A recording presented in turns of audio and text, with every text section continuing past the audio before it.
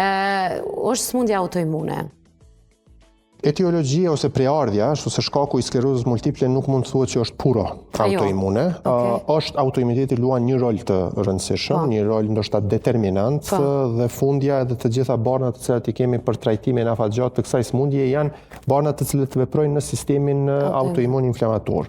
Pra mendohet se gjeneza e tyre është inflamatore, autoimune, nuk e ka një arsye të vetme sepse shkaktohet, është një ndërlojë, ndërveprim i shumë faktorëve, duke filluar nga faktor gjenetik. Këtu mos të nënkuptohet që është gjenetik gjithsesi që bartet përmes një gjeni nga prindërit tek fëmijët, absolutisht jo, por ekziston një trashëgimi e një predispozitë të trashëguar për të pas një sëmundje që mund të kategorizojmë si autoimune. Fjala bie në një familje, dikush mund të ketë një tiroidit Hashimoto, dikush mund të ketë një diabet tip 1, dhe dikush tjetër mund të ketë sklerozë multiple. Pra këtu bëhet për një predispozit të një familje ku sëmundjet autoimune janë më shumë të